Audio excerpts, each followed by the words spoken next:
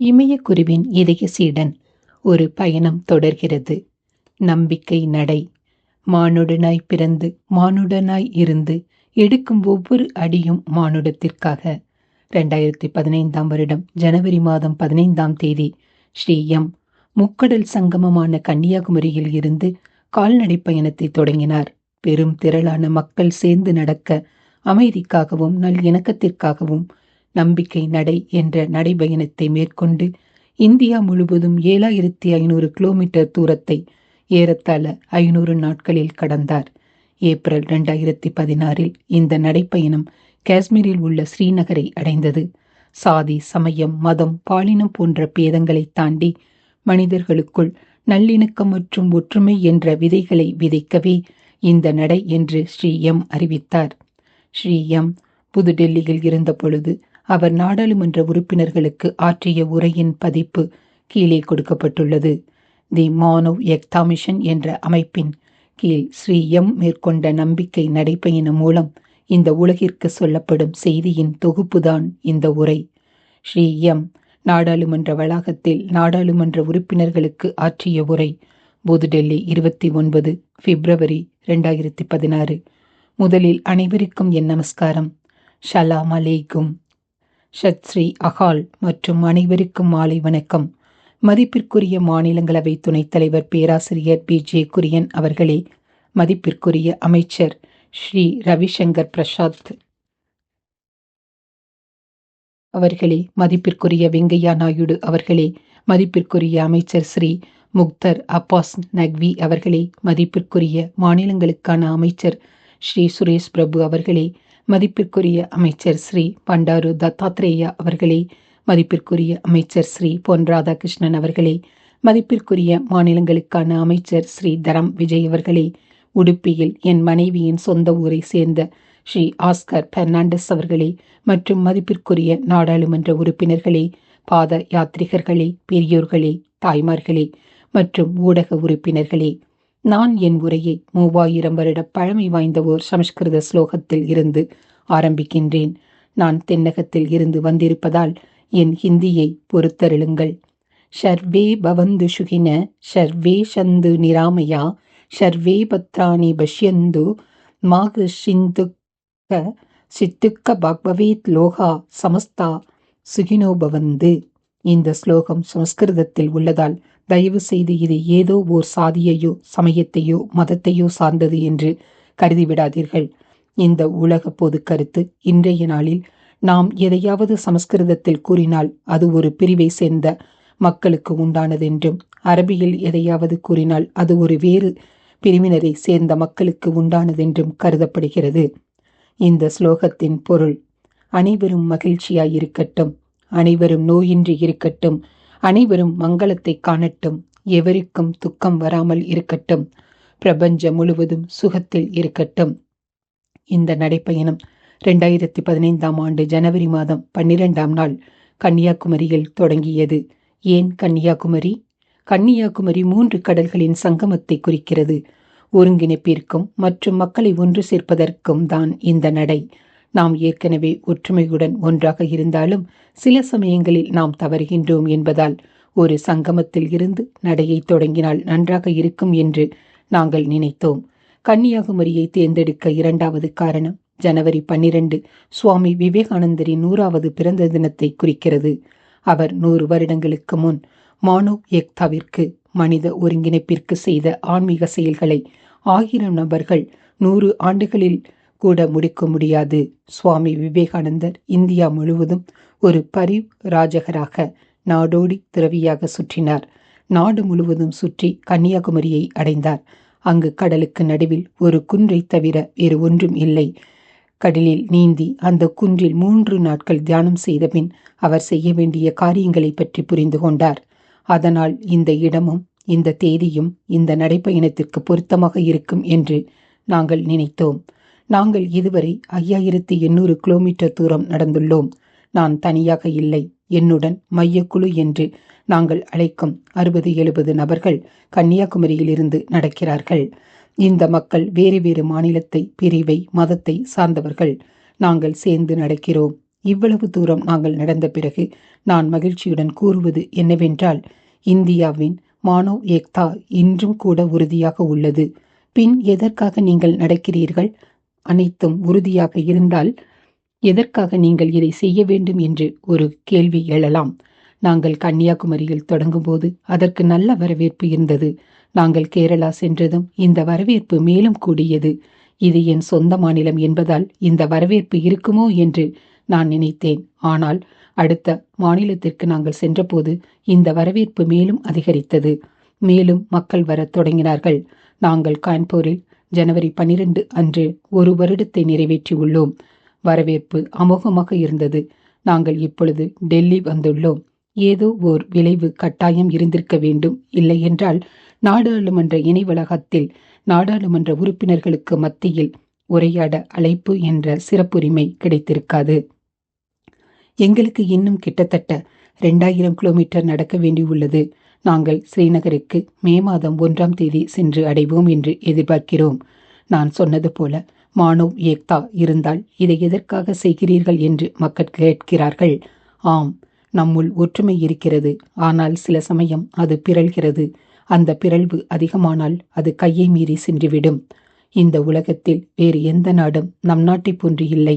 இடது, வலது, மத்தி என்று 22, 23 மொழிகள், எவ்வளவோ மதங்கள், எவ்வளவோ பிரிவுகள், எவ்வளவோ சித்தாந்தங்கள். இவை அனைத்தையும் தாண்டி ஒரு சாதாரண குடிமகன் தன்னை ஹிந்துஸ்தானி, பாரத்வாசி, இந்தியன் என்று அழைத்துக் கொள்கின்றான். எவரும் இதற்கு மாறாக தங்களை அழைத்துக் கொள்வதில்லை. ஆனால் சில சமயங்களில் இந்த ஒற்றுமை சிதையத் தொடங்குகிறது. அது நடக்கும் பொழுது அதனுடன் எழும் நெருப்பை தண்ணீரால் கூட அணைக்க முடியாது. இந்த மத கலவரங்கள், கொள்கை சித்தாந்தங்கள் அல்லது அரசியல் பிரச்சனைகள் போன்ற ஒரு சிலரது சுயநலத்தை மூடி மறைக்க உதவும் முகத்திரை என்று நாங்கள் கருதுகின்றோம். உள்ளடங்கிய சிறு கிராமங்களுக்கு நாங்கள் சென்றுள்ளோம். அங்கு பெரும்பான்மை மதத்தை சேர்ந்த 1000 மக்களும் 3 இஸ்லாமிய குடும்பங்களும் அல்லது 2 கிறிஸ்துவ குடும்பங்களும் சேர்ந்து எந்த பிரச்சனையும் இன்றி வாழ்கிறார்கள். இது போன்ற பல இடங்களுக்கு நாங்கள் சென்றுள்ளோம். நாங்கள் அவர்களுடன் பேசும்போது இது போன்ற ஒற்றுமையின்மை சில நேரங்களில் நடக்கிறது என்று கூறினார்கள்.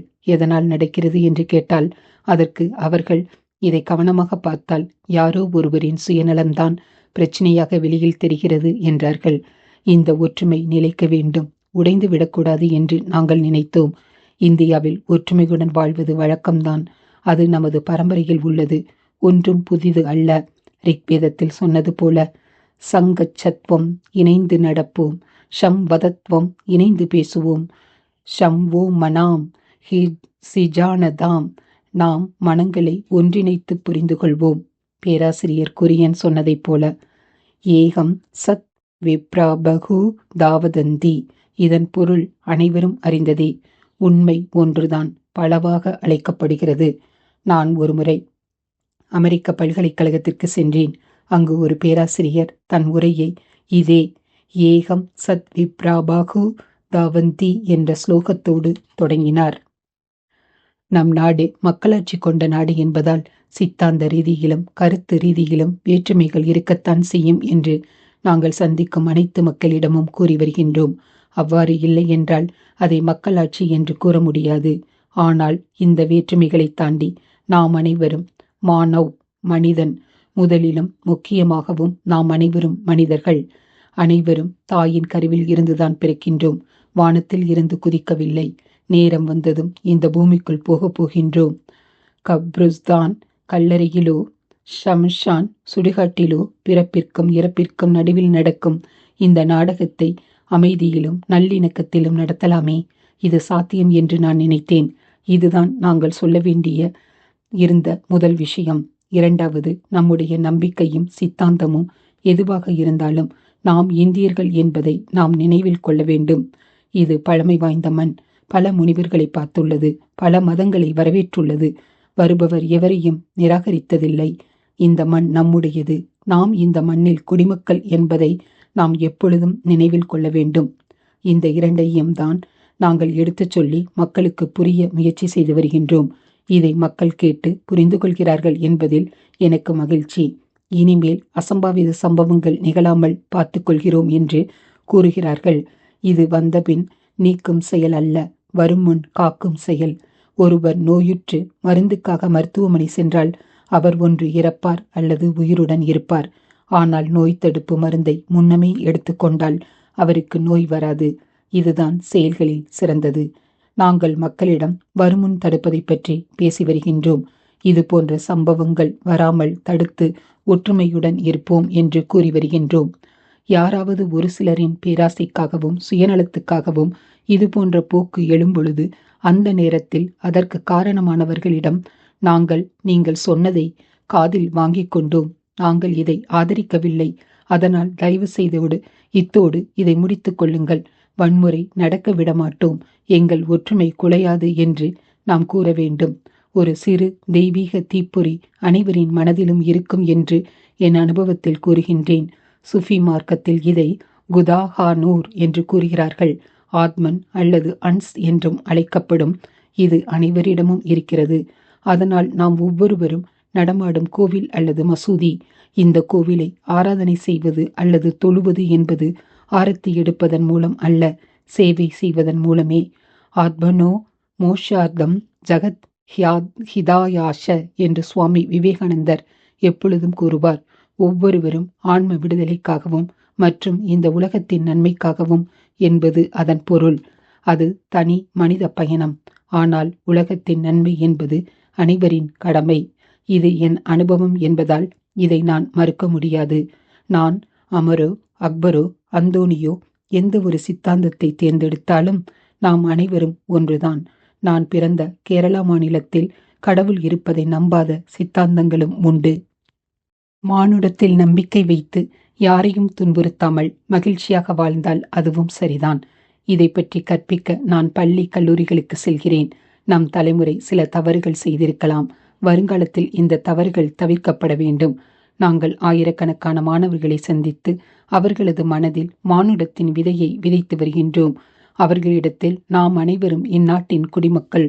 உள்ளிருந்தோ வெளியில் இருந்தோ வரும் எதிர்மறை அழுத்தங்களை நாம் பிரியாமல் எதிர்கொள்ள வேண்டும்.